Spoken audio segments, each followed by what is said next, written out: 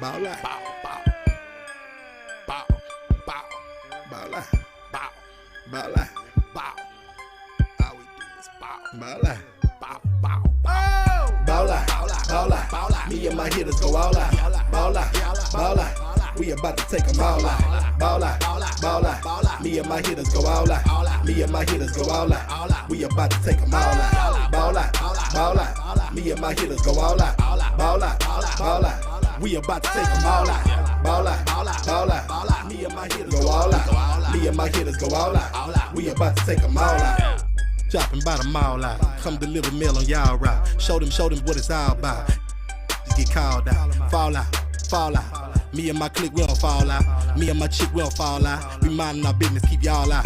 Break up, get up quick, then we hit licks till it's all out. I hate my job, I'ma call out. Boss on myself, child out. I'm a recruiter, a high percentage shooters. Gotta keep rifles and Rugers. Some people just trifling the losers. Watch for the jackets, at night they be cruising.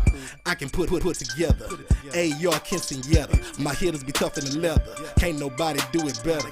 Glock 9 with the FN. Step in with my best friends. Best friend Smith and West End. If you miss 6, still catch 10. Ball out, ball out. Stall out. Pulling up outside the y'all house. Empty till we all out. I got the juice and I'm crazy. And if you not a killer, don't say. Hit squad ain't nothing to play with. Undertaker and a grave dig. Best man like Tay Diggs. When you in the paint, gotta play big. Hitters ignorant like cavemen. Went from good fellas to made men. Ball out, ball out. Me and my hitters go all out. Shout out, ball out, get called out. Ball out, ball out. Me and my hitters go all out. Ball out, ball out. We about to take them all out. Ball out, ball out. Me and my hitters go all out. Me and my hitters go all out. We about to take them all out. Ball out, ball out. Me and my hitters go all out. Ball out, ball out. We about to take them all out. Ball out, ball out. Me and my hitters go all out. Me and my hitters go all out. We about to take them all out.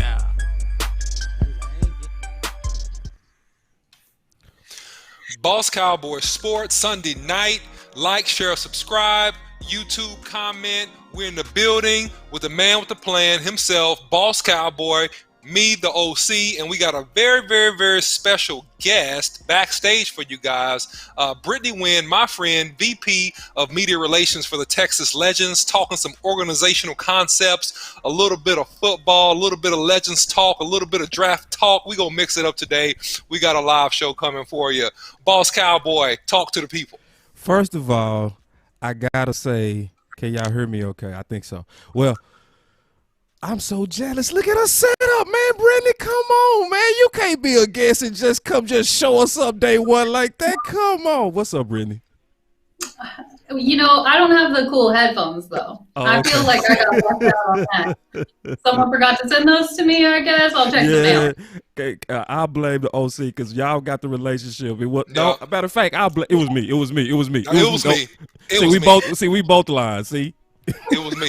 Well, here's the thing. Brittany has way better hair than both of us, so she doesn't need a headset, first of all. So she got those curly locks, so she don't need no headset to mess up her hair, first of all. So she's good.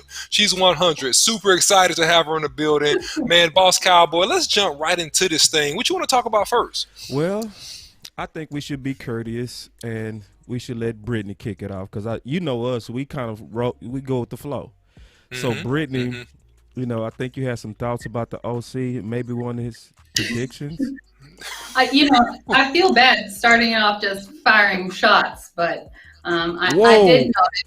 I watched an episode the other day. Hindsight's 2020, but I was watching the Dak episode, and I heard the OC had some interesting takes, and I just asked him if he had to eat his words after that. That's all I said. Oh, she been still nice. Like, what did he predict? Just tell us, Brittany. Don't hold back on that guy. I know he's your friend, but hey, I'm messy, and I'm so messy that I want to know, where did he drop the ball? Just snitch on him. Go ahead. I mean, it was the whole thing. He said that he was done. I'm not gonna lie. I wasn't super optimistic about it either, but he was out there with it. He was very adamant that they were not getting that deal done. And yeah, he was super adamant about Dak not being signed. I think they did get it done though, right? He got it done. He got it done. Yeah. Yeah, and Yeah, I've been wrong too. We've all been thank wrong. you. Thank you both. I appreciate you so much. Yes, the OC was wrong. And just for the record, I'm admitting this for the second time now live on the show after I admitted that I was wrong. And I also admitted that I was very glad that I was wrong about that, okay? Because he's the cornerstone of the organization. And hey, the Cowboys have a bright future, at least in the next 4 years, with him at the helm of being quarterback. So listen, well said, Brittany. But hey, man, I missed on that. But I'm right on so much other stuff, it almost don't even matter. But it's good. And I do want to kind of talk. I'm sorry, I didn't mean to cut y'all. I did want to talk about Brittany and introduce her a little bit better than what we did. She is our special guest, and she has a big job and a big title. You know, so she's the VP of Media Relations with the Texas Legends. So she's responsible for like a lot. So could you just kind of talk about that before we get into like football? And just kind of go through kind of what you do and how you kind of help the city of Dallas as well as the Texas Legends. We kind of want to hear about that before we get into football. For sure. So I run our media and community relations departments, and we're the affiliate, for those who don't know who the Legends are, we're the affiliate for the Mavs. We're their G League team. We play up in Frisco. And we pride ourselves on just being community centered. So everything we do has some kind of charitable cause behind it. You can see the jerseys behind me. We wear different jerseys every game. We're out in the community all the time, which obviously has been difficult during this past year or so, but that's kind of our deal. So I run that side of things. I handle all of our guys' interviews, their appearances, all of that stuff. So it's super fun, super exciting, and my one goal here today, since we talked so much about the Legends and you put my title up there and everything, I just have to try not to embarrass my team. That's it. You off to a great start. You off to a great start, man. You off to a fantastic start. You're doing good. So I'm sorry. Go ahead, OC. No, go ahead, Boss Cowboy. Well, I mean, you know, I know the fans. I know how they think. They want to talk Cowboys. It's a lot of updates that's going on, obviously, with free agent. I'm looking and seeing through the chat that it looked like Reed already went somewhere else. I didn't get it. I haven't checked my phone. If y'all see anything about Reed going to another team, please say something, because we was going to cover that today. If he's gone, we not covering it. We not gonna put that out there at all. We not gonna even tease it. We go just move right on. And then it's a good comment here from my boy Tyrone Church. I think you gonna like this one, OC. He actually said, which I definitely relate with him. He said, "I want Danny Shelton," and OC did a real fire video on that as well. I just want to kind of highlight that. Just real quick and kind of show the work that he does. So he already has a video out there about Danny Shelton, to agree with you, because we go through a lot of potential candidates on this show. Reed was actually what I was getting ready to do a film breakdown. I already got it queued up, but if he's signed, it shows you how time sensitive free agency is. Because this is the thumbnail already. Oh, man, he went to Kansas City. I done did all this work. They done put it out there, man. I done did all this work. We not going to even use it. That's all good. But listen, Danny Shelton is still out there. And so, I mean, he's a fantastic, big, huge Samoan guy, strong, a guy that completely can run over the center, okay, and control the A-gap. I mean, he's a guy with tremendous push, plays with good leverage, plays with power, and it is a guy that is perfect if you want to make it difficult for a team to run inside and also difficult for a team to double team you and get off on the linebacker, because of the fact that he's going to consume consistently 2 blockers and you're not going to be able to budge this guy. So it's going to allow those linebackers to run free and to make plays left and right all over the football field. So he's still out there, and to me, he'll be a great pickup for the Cowboys. Yeah, and let's kind of go through his tape real quick. Obviously, we going to miss on Reed, so I would want to kind of go through this guy. I'm going to kind of rewind the tape a little bit and let you kind of do your breakdown on him, OC. Yeah, so here we go. He's a defensive end to the left, and so he power rushes through Canzanoa right there and gets the sack. That's not his natural position. He's an inside player. He's up there jumping up. He's excited. So here he is. Now look what he does to number 61. Look at how he completely manhandles him. So here it is. Look at the club move. Fantastic club move. And so he has great power coming off the ball, and he's hustling too. He's a big fella. This is a 350-pound man. He's hustling. He gets in on the tackle. So great job there. All right, here he is again. Look at this. They try to wedge him. He completely annihilates number 61. He can't be blocked by that guy. He's not big and strong enough. He gets off and makes a tackle. Here he is again, playing 3 technique over the guard. One-on-one. He stands this guy up. He gets off the block pretty easily, and there he is in on the tackle again. So he's a big guy that consumes space. He's a space eater. Now, he only has one move. He's moving forward. So here he is again. Again, good press. He discards the block. He's in on the tackle. So as you can see, one-on-one, he is a monster to deal with because he's so big and powerful. One-on-one, he's going to be extremely difficult to block. He throws the guy. Here he is, in on the tackle. Boom, tackle for loss. Great job by the big fella. The only thing that you see against him is that when he gets tired, sometimes he gets high. He can't get pushed. But here he is over the center again, playing a true one. There he is, inward, outward step, gets pressure on the quarterback. Fantastic. So listen, good movement, good size, plays with great power. Here he is again, just consuming blocks, right? He peels off and he's hustling, right? He's hustling down the field. And look at this. Look at the big fella. Hustling and runs the guy out of bounds. Fantastic by the big fella. So great job hustling, okay? So he's a fantastic player in terms of a one-gap tackle and a space eater and defeats double teams consistently. And he's that plugging gap that you really want to really shore up that run game, in my opinion. Yeah, and so now we go take a couple of questions from the chat. We got Shane who went like super deep. Shane came out quick and heavy and hard. I mean, he came in super GM style. What's up, Shane? Shane said, let me ask you this.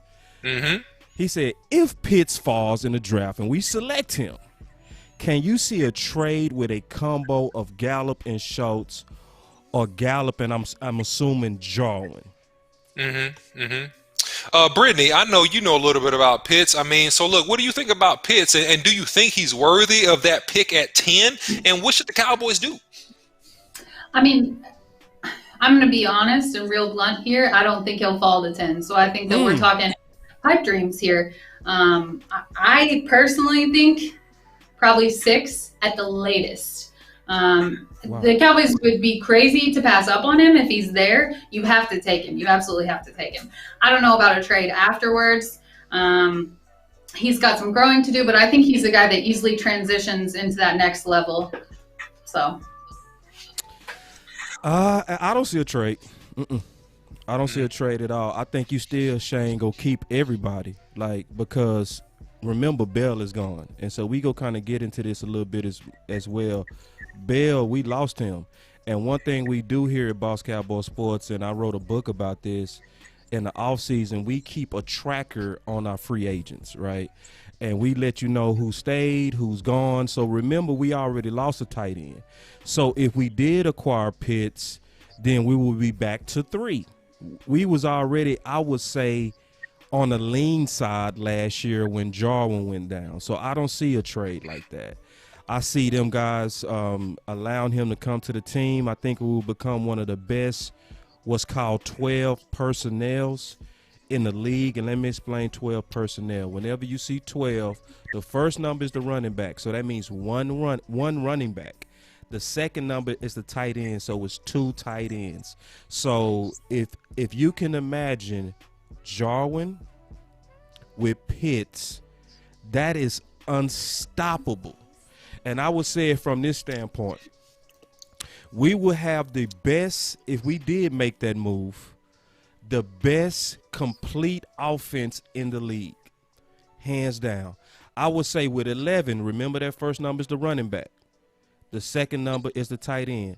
1 running back, 1 tight end. I would see us and imagine us coming out in most games with 11, where you have 1 running back, 1 tight end, 3 receivers going vertical, trying to get ahead.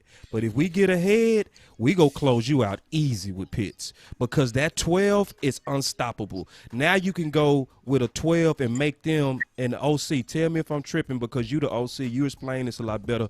concept wise, but this is just what I'm imagining. I'm imagining if we get ahead, we're super unstoppable because now you have 2 tight ends, which makes that defense come back with a base D, meaning linebackers are going to have to go against mostly 2 freaks at tight end. You can't stop that, bro. I just don't see us nobody being able to stop that. So, yeah, I mean, I don't see the trade, but I do see the value of Pitts. Yeah, I think that Pitts is a fantastic pick if he is there in terms of being a vertical threat with speed and hands. Here's the thing that you get with 12 personnel. You have to have run personnel. If you don't have run personnel, then we can eat you alive if we get ahead late in the game with Ezekiel Elliott. If you do have run personnel, to your point, Boss Cowboy, mostly Jarwin or Pitts will be one-on-one with a linebacker. You can't cover both with a safety. You can't slide a strong safety or a rover type safety, right, to kind of try to cover a bigger, stronger tight end, let's say like a Pitts because he's so tall. But even then, it's a physical mismatch. Even if he can run with Pitts, he still won't match the height and the reach and the length of Pitts, which will be invariably cause him to get beat if the ball is placed properly. So I love that pick if we can get it. It creates so many opportunities with mismatches and screens. It's unworldly. So I agree with you 100%. Yeah, and they asking real good questions out here, and I'm going to just kind of throw this back at everybody that's on the panel today. So Steve said, boss, you wouldn't try to move Schultz? Brittany, what you think? No, I don't see any reason to. Like you said, the more the merrier. We've been a little lean. I think you bring in Pitts, and correct me if I'm wrong, but I think he can easily slide into a wide receiver as well if you need him to. Good idea. Hey. Good idea. Oh, man. Listen, y'all gonna think I'm a Debbie Downer because I'm going to go and say it. I even posted this today. I'm like literally at this point so sick of Pitts and the hype on Pitts. And yes, I said it. I know I can feel the swords coming for me. I'm sick of it, man. It's making me sick. That's another subject, though. I'm going to come back to that, though. I promise you. But it's another good question here. I'm going to throw it back at the panel real quick. This one, I guess I could throw at you, OC. Oh, we already did that one. Let me find another one real quick. Y'all give me 1 second. Y'all be patient with me.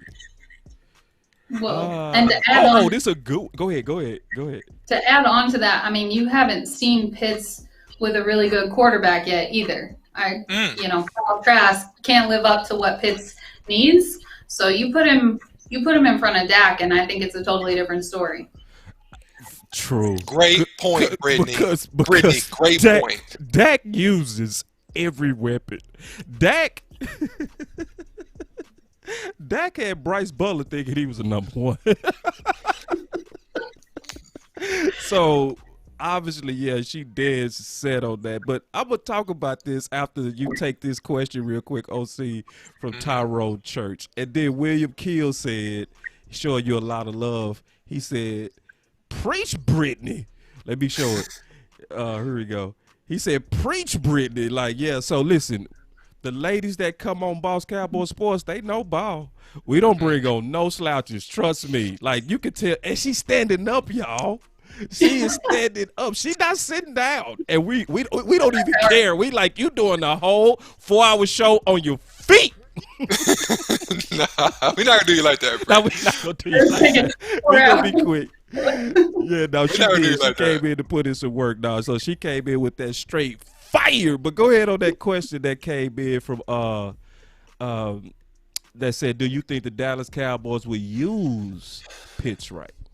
I think they will. So if you look historically at Mike McCarthy's offenses and his influence in Green Bay, they always had a big, tall tight end that they like to use throwing quick go routes, vertical routes, crossing routes, out routes, things of that nature. And so it was always a spread concept in Green Bay from day one underneath McCarthy. And so anytime they had a tight end that could run and catch the ball, they always found a good way to incorporate him in offense, using him in the red zone, using him in particular, if you go back and look at tape, in the middle of the field, right, where it's second and short or third and short or even second and long, and finding that mismatch, finding the weakness in that defense and exploiting it with a superior athlete athlete in the tight end position. And so that's what I think the Cowboys will do if they draft Pitts. Yeah. I got another question. I'm going to throw it at the panel. Because we going to eat up some time. Because we was going to talk about Reed. But we can't now because he's gone. And then I heard he went for $7 million. That hurt. That hurt. He's happy though, Boss Cowboy. He's happy. He's happy, but it hurts me. I'm hurt. Yeah. But I want to take this question real quick. Now I'm passing this to you, Brittany. What about trading back and drafting J.C. Horn?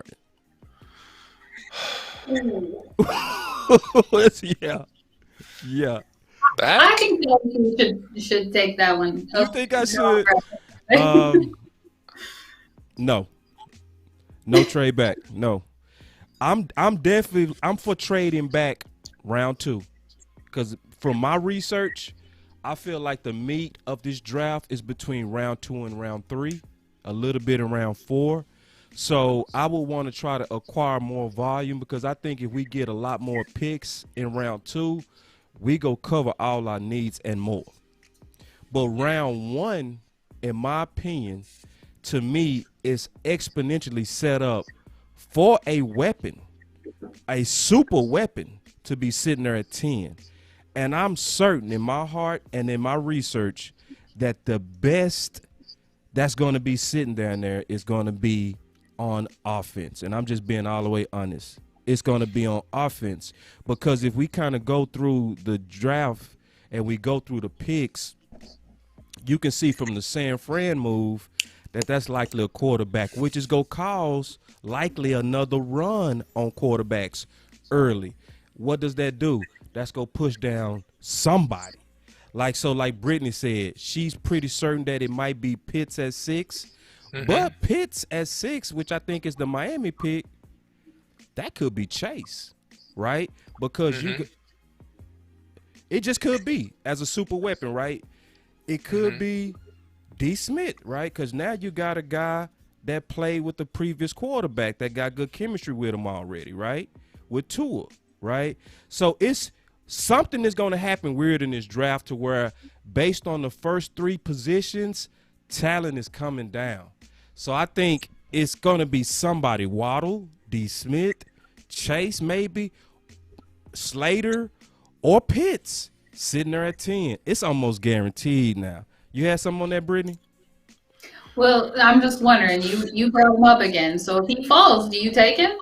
You said I don't know that you're not a fan. You're just tired of hearing about him. Do you take him? I'm still scared of Pitts. I know it sounds crazy, but I'm a little bit afraid of Pitts. The reason being is because tight ends typically have not transferred well with the hype in the last 7 years. Like, there's been a lot of tight ends that came out with, oh, no miss. This guy here. Like, for instance, OJ, he played so good for Alabama in the first half of the Senior Bowl that he sat down. And they was like, oh, nah. This man done ran a low 4.5. This man done killed the Senior Bowl. He checked all the boxes. He had out nothing in the league. You know what I mean? Like, invisible. So the position itself scares me. Not Pitts, because you can see he's a dog. But it's too easy, in my opinion, Brittany, to drink the Kool-Aid. It's too easy to drink the Kool-Aid with him, and I would say the analytics scares me about the transfer to the NFL. And then I also kind of add to that point in your question, I'm gonna kind of lean on Tyrone and what he said, too much pressure on Pitts and pressure bust pipes. Like, it's crazy how much hype is out there for him. And I'm gonna be all the way honest. The data says, honestly, and I'm not afraid to say this, I say it all by myself and stand by myself on this, receiver is just a better pick, historically. especially where they will be going. I know you ready to jump in, OC, and I will fight you if you want to come with it with me, partner. It's gonna I'm be a so fight. ready because I can see you and Brittany trying to girl for me. I'm ready for this. So I'm gonna let you go. So if you want you just let me know. We about to fight. We about to fight like it's after school. Oh, really? I'm gonna tell you something because Pitts has all the measurables. And to Brittany's point earlier, he hasn't played with a good quarterback. That's the point that you're missing. That's the huge point that you're missing. If you look at any of the great tight ends in the NFL, our previous ones, right? Let's say Antonio Gates, Tony Gonzalez. Even if you look at Jason Witten, right? If you look at any of the greats, right, past, present, and the ones that are coming up right now, Kelsey out of Kansas City, they all play with good quarterbacks, and they all are built into the offense schematically. So it really doesn't matter per se where he gets picked. He's going to have to build in schematically to that team. And I just displayed historical knowledge and to educate you, Boss Cowboy, and the fans, that based upon Mike McCarthy's concepts, he will use a tight end vertically in his West Coast offense. That is proven and it's factual. Okay, now, your disagreement about the pick, you yourself, Boss Cowboy, have stated many times before that it takes wide receivers normally a year or two to develop, and that it's better to draft a wide receiver when he is with a veteran wide receiver that can coach and train him. That's your own data, and it's been online for years, Boss Cowboy. So how dare you contradict yourself in this moment and try to go against a superior athlete? The last hyped athlete that was on the level of a Pitts coming out was a guy, I believe, whose name was Julio Jones, who basically the Atlanta Falcons gave away 2 years worth of draft picks to come up and get. And how'd that turn out, Boss Cowboy? Looks like he's a future Hall of Famer because all they did was get a guy named Matt Ryan to toss the football up to him and let him run past everybody else. So how dare you speak all this blasphemies and these behaviors on this show? Whoa, wait. Brittany, you might want to duck on this, all right? I'm serious too. You might want to duck.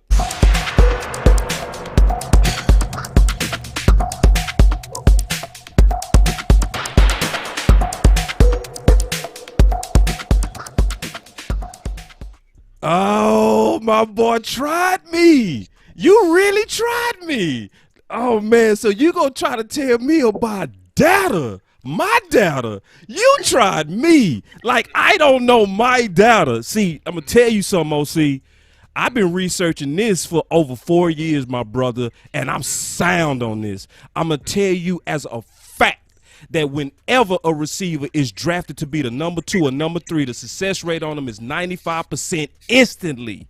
And we can go through a bunch of historics on that, bruh, around the history of the league the last 20 years. Where you want to start? We can even start with Lamb. Lamb came in as the number 3, instant success, right? Where did Julio Jones come in? Oh, y'all thought he was the number 1. No, he came in as the what? Number 2, what? Instant success. Oh, yeah, Odell Beckham, y'all thought he came in as the number 1. No, he came in as the number 2. What happened? Instant success. What happened with these tight ends generally? And that's why this one is hard. The whole debate is not really about who's right on this. This just ain't easy. And what's making me honestly tired is we acting like it is. This is not easy, bruh. Like, how do we sit there with Waddle and sit there with Pitts and then act like, oh, it's just easy to go with Pitts? No, it's not, because Waddle is just as freakish receiver-wise as Pitts is weapon-wise. So, no, bro, you can't tell me about my data, bro. Brittany, I'm going to have to turn it over to you because I smacked you too easy. Point. Hold on. Before Brittany jumps in, hold on, Brittany. To your own point, Boss Cowboy, Pitts, Waddle, whoever the Cowboys pick, if they're an offensive weapon, will not come in as the number 1, Boss Cowboy. We know this, man. That's what I said. So, Boss, the success rate then is exponentially larger because they're going to come in at best as a number 3A or number 3B, backed up to Amari Cooper, Gallup, and Cooper. Those boys are not coming in with the weight of the world on their shoulder, which puts them in great matchup situation, which is meant for exploitation of opposing defenses, Boss Cowboy. That's what it's meant for. See, you just made my point for me and tried to do a slick. You actually agreed No. with me on the slick. I agreed, which is why I'm saying, Brittany, you got there's to no break the way tie. you can say you're against. Okay. I think you know where I stand. I'm sorry. I'm not sorry. That's my guy. I'm going with him. Okay, 2 out of 3. And I see somebody else, Douglas Lewis, pastor, the Big Time Show. He said, what tight end has been like Pitts, though, coming in the draft? How long has it been? Okay. There hasn't been a tight end generally, freakishly like Pitts. But Boss Cowboy does his research and been into this a long time. And I'm going to tell you this. We've seen big receivers before. We have. All right? I can already see what y'all doing, all you Pitts Kool-Aid drinkers.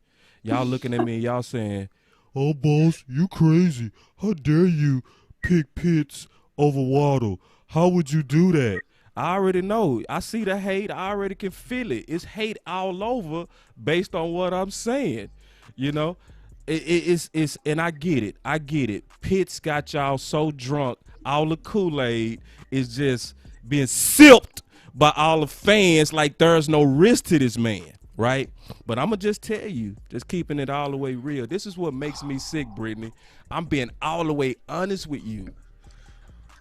2 years ago, my guy that I was lobbying for, y'all need to take notes on this, Hakeem Butler.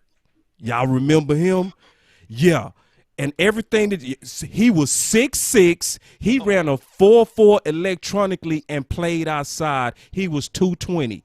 Pitts is 245. The only difference between them is weight. If you go check the tape, you go see the same type of weapon in Hakeem Butler on the outside. You don't see nothing like Pitts at tight end, but we've seen 6'6" on the outside, and it did not transfer into the league. So that's why I'm calling it a bunch of Kool-Aid, right? You are holding the Kool-Aid, Boss Cowboy. No, you holding the Kool-Aid. You keep on talking about outside. We ain't talking about outside. No, this it's man is people a tight talking end. about outside. He's Stop. abusing slots. No, you're not gonna do that, OC. You're not gonna act like people not saying this man. No, I heard all kind of people say, "Oh, this man's so good, he can go be a number one." I'm like, what? I'm not saying that. I'm not saying that, Boss Cowboy. Brittany I'm got not to break saying the tie. that.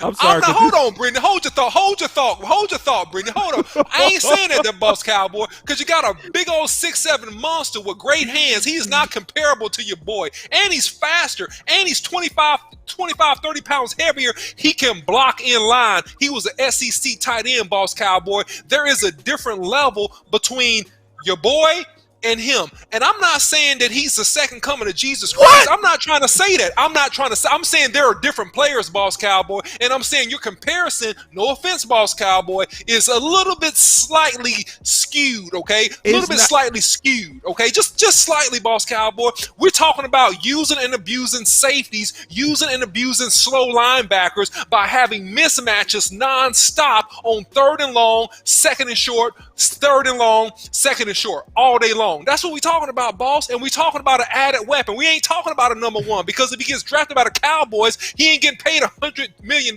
like Amari Cooper, so he ain't going to be a number one.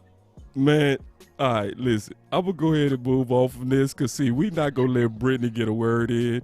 Go ahead, Brittany. Because I would dog you on this all day. And I promise you, I had a lot more to go, but I'm going to be nice.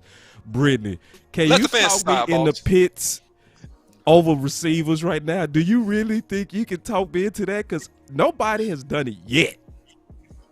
Like I said, we have not seen his full potential yet. We haven't seen it. So I can't tell you one way or another. I'm not going to put myself out there like that. I'm not going to have to come back on here and apologize. I was wrong. Yep. We haven't seen his full potential, though. So I'm curious to see. And I think that his ceiling is a lot higher than most. Yeah. Yeah, and I will, though, agree that for Dallas, he would be outstanding. Like, just, it's more so because our quarterback. I'm just frustrated. I'm having a bad day, all right? I'm just having a bad day, all right? I'll just say it like that. We got to get to the next topic, Boss Cowboy. Yeah, let's get to the next topic, man. All right, so free agency. This how it started. a week and a half ago. This is where it is right now.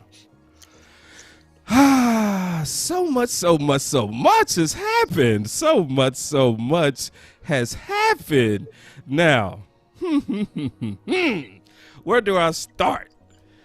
Let's start with safety.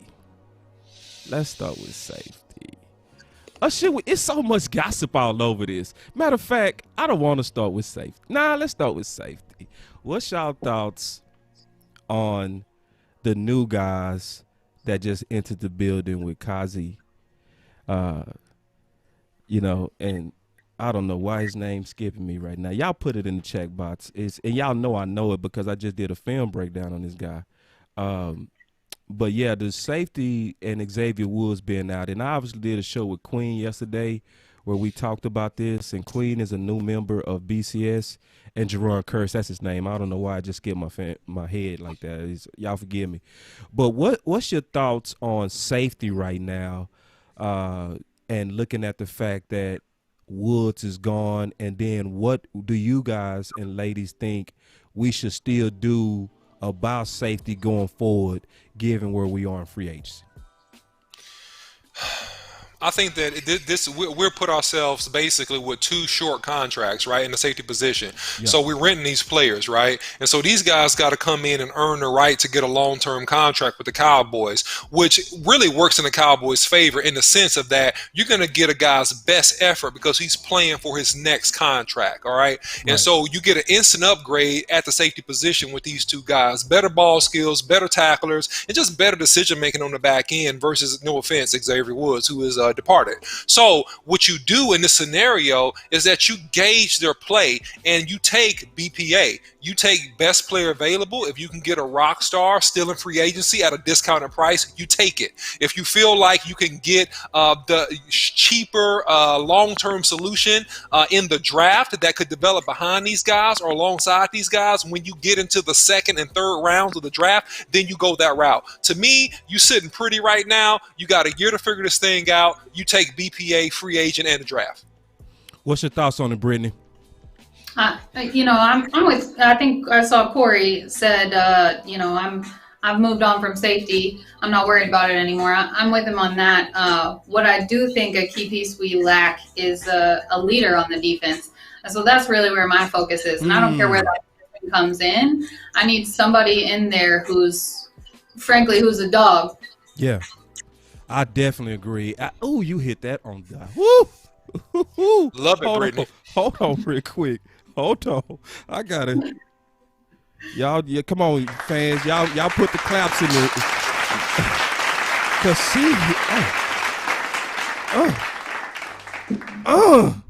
yeah, shout out to my boy Corey, man. That's a good friend of mine, Draft Head, and I'm glad you gave him a shout out on what he said.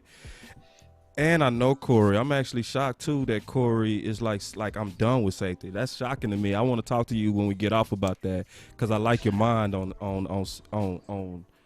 off-season acquisitions. But she hit something heavy on that leadership. How somebody speak to your soul? That spoke to my soul. Like she's so right. Like I see the acquisitions. I see the common sense. I do see it. I see that they're trying to help their linebackers with the acquisitions. My boy D.A. Lee said, I felt that in my spirit.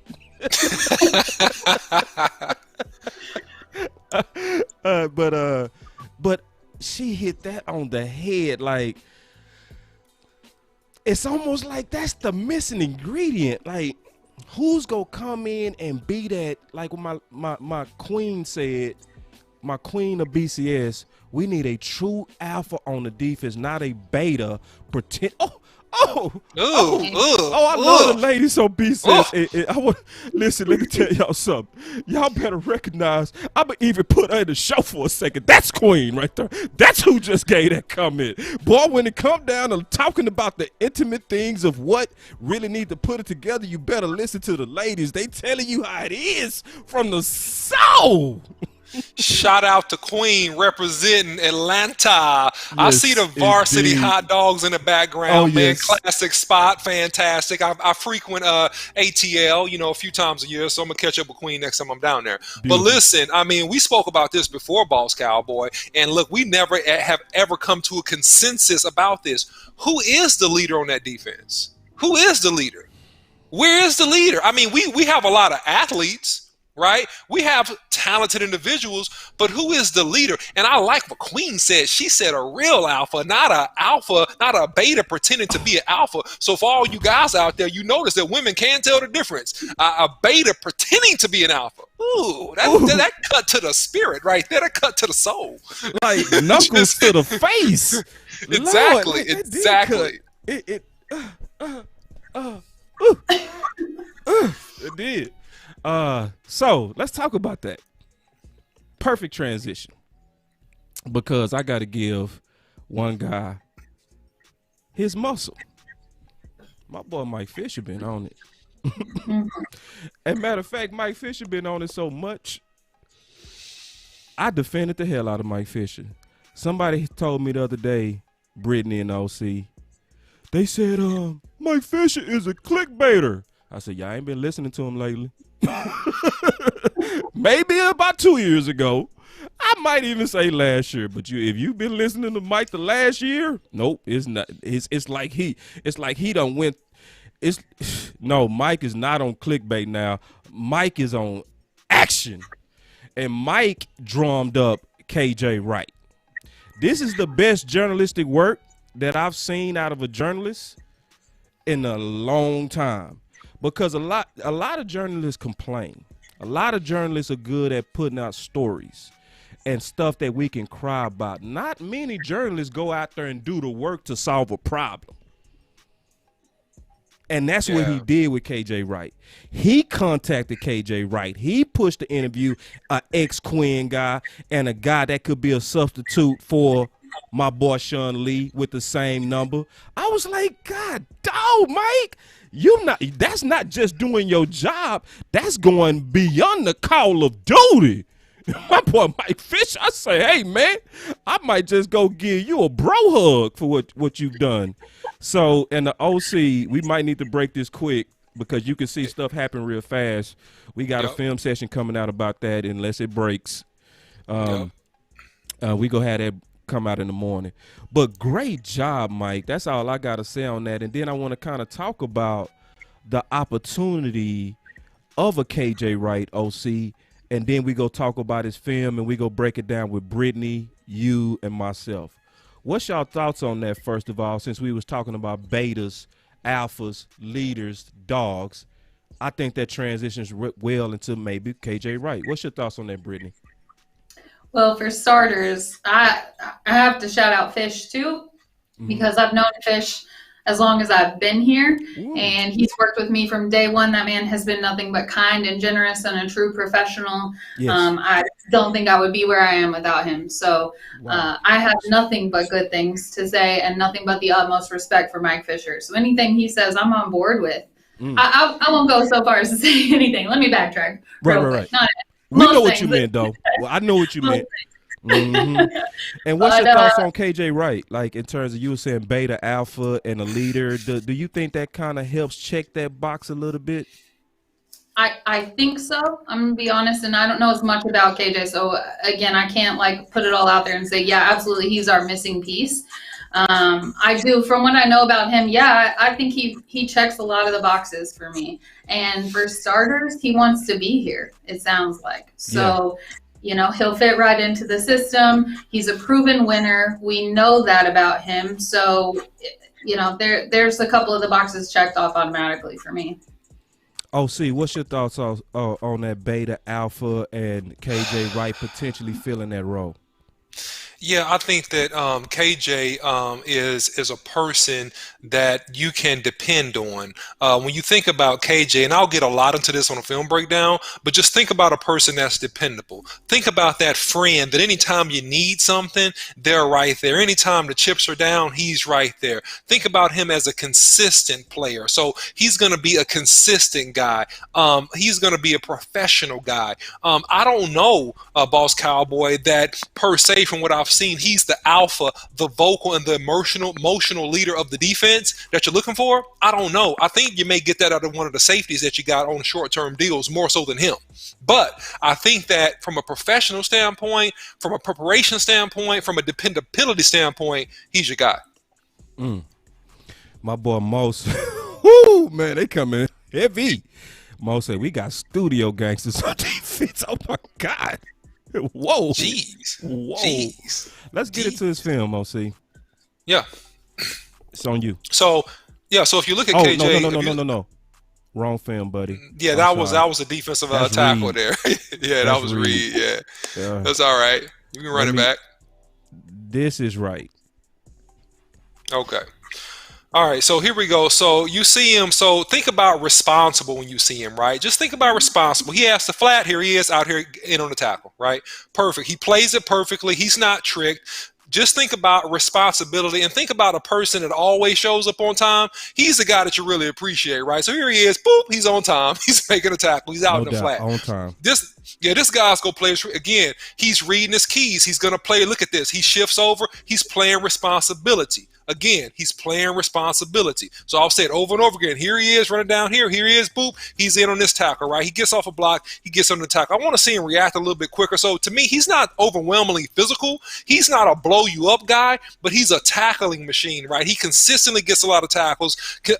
Really in the middle of his career, year 4 through 7, you saw him get, over 100 some odd tackles in back-to-back years. So here he is again, outside linebacker. He takes his drop. He's looking. He's taking his reads. He comes off. And that's an open field on Dak, bro. That's not easy. Yep. Dak make a lot of people miss in the open field. Go ahead. No, you're good. He takes his drop. Check. Soon as he sees a commit, he's up. Boom, in on the so he's a sure tackler. So think about him. And like I said. Let's talk about that for a second, man. That was a lot of space, man. That was a lot of space. I just want to run that back one more time and just look at the space on this, man. Just like, come on, my God. But look at the fundamentals, Boss Cowboy, because you froze this. Again, dependable, responsible. He has great fundamentals. He was well coached for years, right? And so he's going to attack Dak inside out, right? And Dak tries to put a little wiggle on him, but he gets down on his leg and he gets him on the ground. Check him out. Inside out. There it is. Good technique, right? That's good technique. He stalks him. He breaks down at the last minute, makes a tackle. Here he is again at the bottom of the screen. So again, when I look at him, I think getting the flat. Here we go. All right, boy, that might have been a face mask. Super face mask. And Zeke cried for that and didn't get no flag. Boy, they used to do us bad on penalties. How do you not see this? So this here he is. Dirty. Here he is. Got him around the head. Okay, he got him around the head. I don't know if he got that the was face a mask. face mask, and he lying. But go ahead. 4th and 1. Look at this. 4th and 1. Let's check him out in key downs, telling his guys what to do, move them over. Go ahead, OC. So he's responsible for this outside gap. Here he is crashing down. That's easy. So if you see Bobby Wagner, who really gets much of the shine on this defense, number 54, so he would have made more Pro Bowls had he not played next to Bobby Wagner. So Bobby Wagner declares inside, he declares outside. Perfect. He comes in and makes the play. So he makes the linebackers and the defensive ends, right? You'll see that on the film breakdown that I'll do. If his defensive end slants inside, he takes inside gap. So again, so you see him here, in on that tackle. So his defensive end, if you look at this again, his defensive end, number 98, he declares outside gap. So because he declared outside, he comes, here we go, inside. Perfect run fit, fantastic, responsible, dependable, shows up on time to the party, Boss Cowboy. That's what you're going to see as you look at this film on this guy time and time again. So if you look at him again and you see him here, in on the play again, responsibility, right? That was 4th and 1, so they converted. We converted on that. Yep, we converted, but he's still playing responsibility. Because he had 2 keys. Yeah, and he tried to rip that ball out, ball conscious. I like that. Yep. So here he is again. And so you see him here. I mean, he doesn't do this a whole lot, but he's an adequate pass rusher. He had a couple sacks last year. Snuffed out that screen like a pro. Yep. Oh, I'm sorry. I missed him on that one. My bad. So he's playing down on the screen. Okay, I missed him on that one. All right, so yeah, he's down here at the bottom screen. There it is. So again, responsibility, right? So again, this guy moves really, really well. The only thing I'll say about him, Boss Cowboy, is that, I mean, he does have a lot of tread on that tire. But here's the thing. If you think about KJ Wright and you think about Sean Lee, he's in on this tackle. To me, KJ Wright's production is what Sean Lee's production would have been had he been healthy most of his career. If that makes sense. Yeah. He produces what Sean Lee would have been his whole career had Sean Lee maintained a good amount of health. And he's very doable. And I'll say he's a little bit stronger, right? A little bit stronger than Sean Lee is physically. Here he is again. Check him out. He's reading his keys. He's going to take his drop. Here he is. He know he has a tight end. There he is. He's in on the tackle. So I kind of knocked him on this play, though, just to be honest. Yeah, talk to me. And see, this is why I knock him. I'm going to rewind it just a little bit and just kind of go through it. So you got to check the down and distance so you can kind of know the situation. Fourth quarter, 3rd and 4, they was driving. We was trying to drive the win, so you know the situation. You know they going at the chains. Schultz is jogging. He runs across your face. He should have made this play. Just watch Schultz and the effort on Schultz. This should not have been converted if you'd have been watching and having your eyes on the man versus the quarterback. Like, you can clearly see Schultz was not at the level of effort he should have been to even keep this play alive, but he does. It's more so because of his eyes. So my coaches used to get on us bad on eyes, so I see it real easy. OC, like, watch Wright eyes right there. He's steadily looking at Dak when Schultz was clearing him. Like, if he would have had a better position and awareness of where Schultz was, he actually stops that play. Rewind it again, Boss Cowboy. Yeah, sure. Because on that play, I believe he's also looking at the running back in the flat, if I'm not mistaken. Okay, let's all right. All right, I think he's looking at the running back so that he takes his drive, so he's not over aggressive on committing to Schultz, because you see Zeke pop out in the flat. So if Zeke, because you got runoff routes here, right? So he's playing a zone, right? He's playing an area, not a man. So again, so he comes off seemingly late, but you got a runoff here by Cooper, right? To clear out for Schultz and also to make the flat open for Ezekiel Elliott, because Dak Prescott could have checked down on that play. And if he checked down, then Wright has to come up and make that tackle on Zeke. And I'm still mad at him, OC, because what I was taught, if they within 5 yards and they clear your face, you make them pay, bro. Yeah. Like, he clears his face. You supposed to at least put hands on him, let him know, man, you know, you not going to run across my face without getting no kind of payment. You got to pay to come across my face. That's just me, man. I'm like, you know, when I'm, you know, and that's why it's hard to judge film, honestly, without knowing exactly what the scheme is. So a lot of times when we judging it, me, Brittany, and the OC, we judging the athleticism more so. But at the same time, when we start trying to get into assignment football, that's how we can differ. But from why I was seeing it, that last play against Dallas, you know, with a 3rd and 4, you should have knocked Schultz on his butt just because he cleared your face. Any thoughts on that, Brittany, after you now saw the film on him? And because I know you said earlier you didn't really see him. What did you think of that little showcase that we kind of showed on him? What was your kind of initial reaction? I mean, I agree on your analysis of that last play, but I think what OC kept saying, what's hitting in my head is responsibility. He's there. He's where he's supposed to be. And to me, and I have an unpopular opinion here, I'm a big Jalen Smith fan. Now, I'm not saying, you know, I've said that we need a leader. I'm not saying Jalen's that guy. But for me, I'm watching the games. I'm watching what Jalen's doing. And I'm going, why is Jalen on every single play? Where's everybody else? Where's his help? So, again, like I said, I know that's unpopular. I saw it on Twitter. I you know, refrained from tweeting myself of my thoughts. But, you know, he's all over the place. We need somebody that's going to come in there and get him some help. So if KJ's that dude, if he is on time, he's where he's supposed to be, he's responsible, he's a leader. And like I said, to me, it shows a lot when he's a proven winner. I'm not the type that thinks that a championship is everything or anything really, but I do think that it says something that he's been there before. My last question, because Brittany has been on her feet and we want to be courteous. We don't want to keep on her feet because, you know, she doing this out of passion and love. But, you know, people take love for granted. They'll make you stand on your feet all day. We not going to do you like that, Brittany, okay? But you're welcome. I do want to talk about the Sean Lee. with KJ Wright, because I was doing a podcast last night, and I'm not gonna lie, I was extremely frustrated in that podcast because the reasons that they was bringing up was not football related, but it was so how Dallas thinks. Like they were saying, I'm serious, Brittany. They was saying in the podcast I was doing with my boy Big Game James and Law Nation, they was saying, "Oh, boss, I don't see it happening because you have the exact same number as Sean Lee." Yeah, Brittany started laughing. I'm serious, Brittany. They said it. I'm serious. But it's how Dallas thinks. I was like, that's true. Like, will they let one of their sons go? He's a son. He's loved, right? He's earned it. Like, he's a leader. He was a captain. He's broken bones for the Star.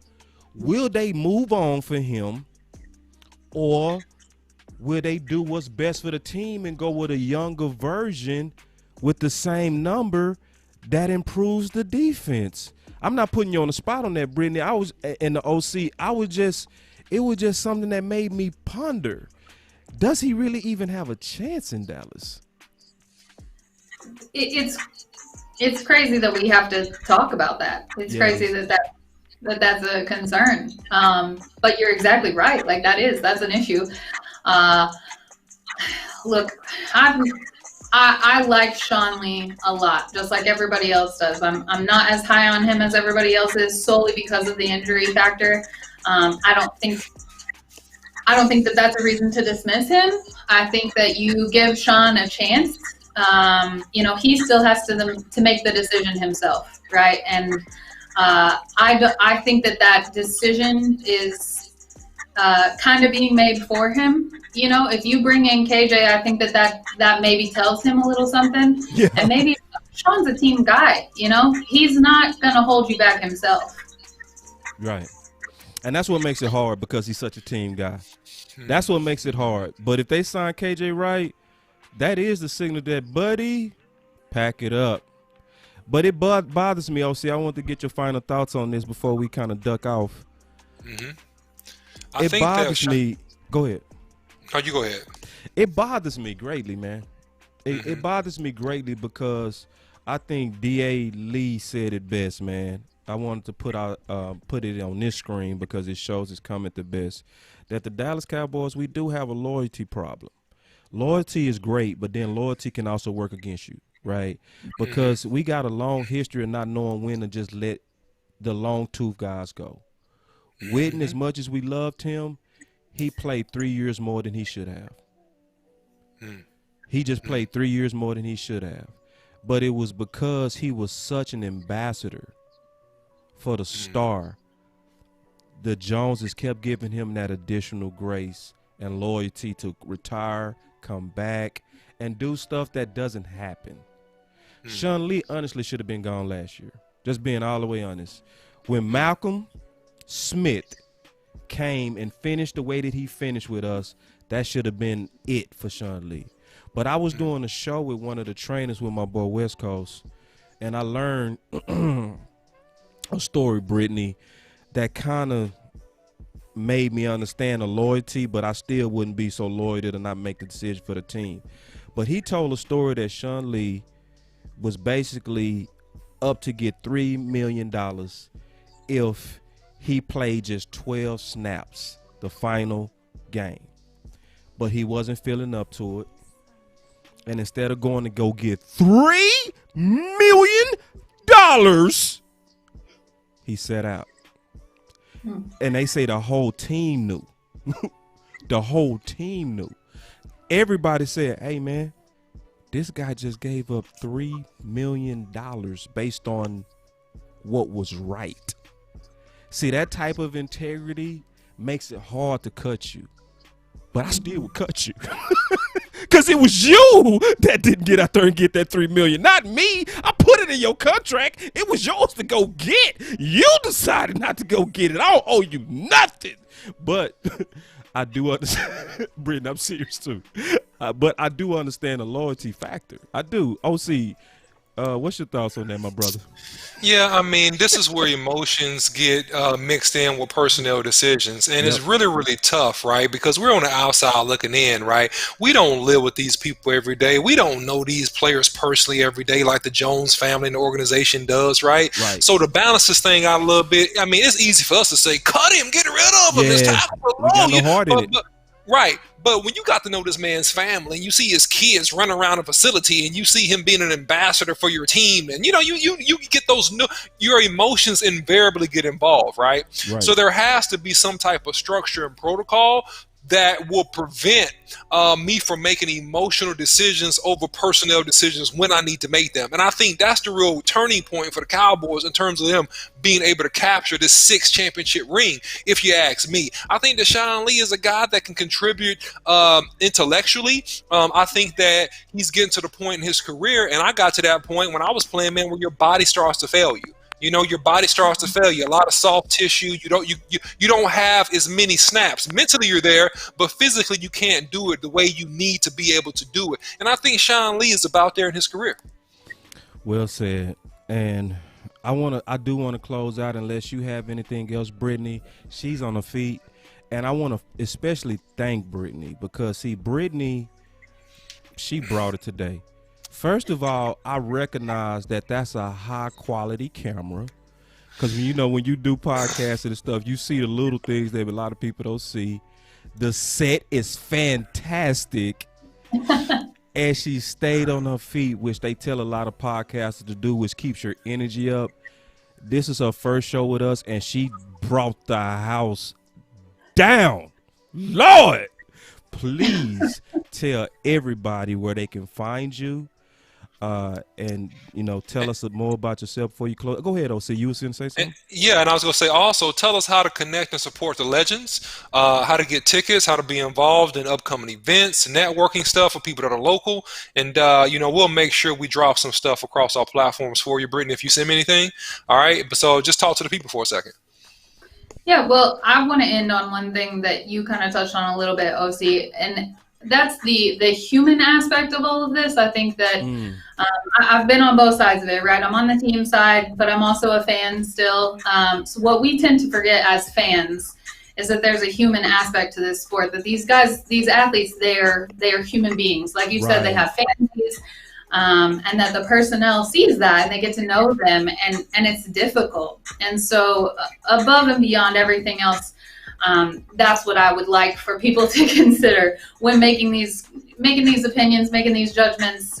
Whatever move the Cowboys decide to make, just know that there's more to it, beyond just what we're seeing. So I just wanted to reemphasize that because that's something for me that I see all the time that's a hot button topic for me, is when we forget that behind the athlete, behind the quarterback, behind the point guard, behind the whoever, it's a human being. It's someone that, would you say that to their face if you walk up to them in the grocery store? So that's that. That's my final say for the day.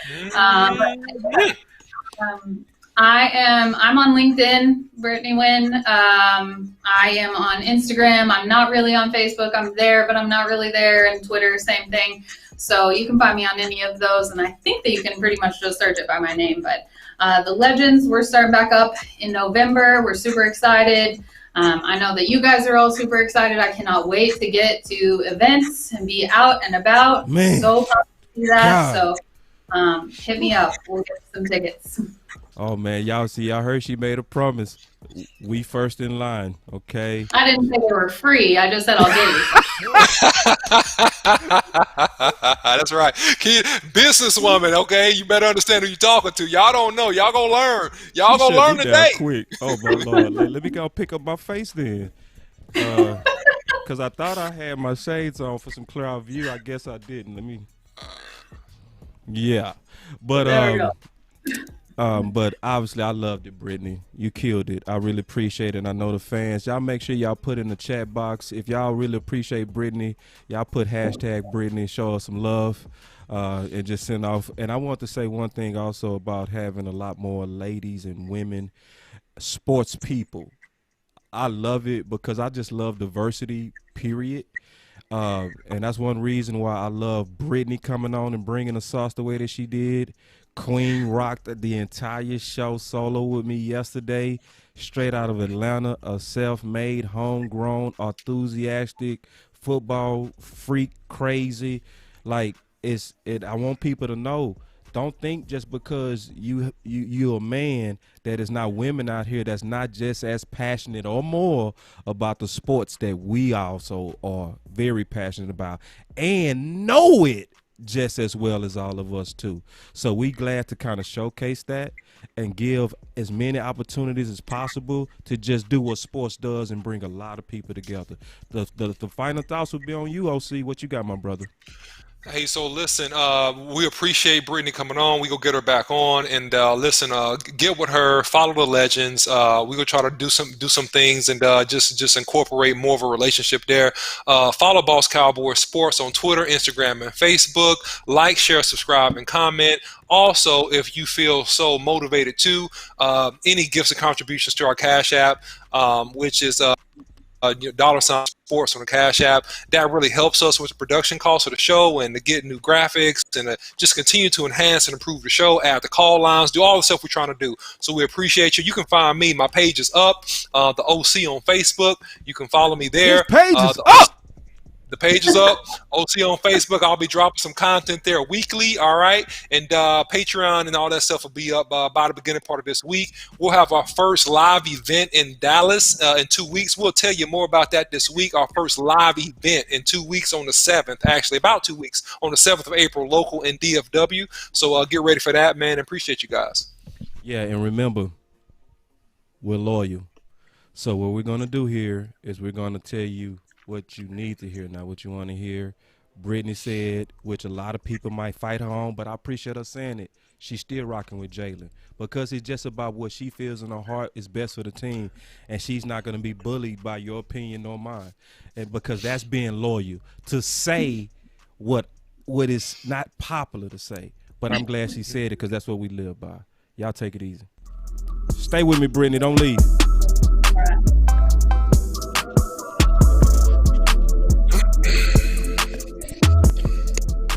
Boss Cowboy Sports, where your voice matters.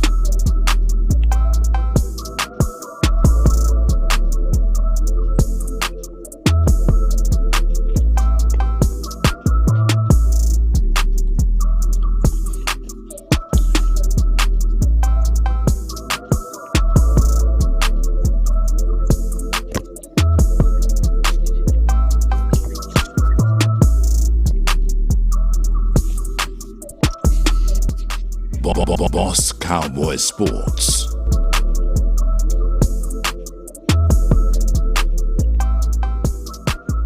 Shout out Sean.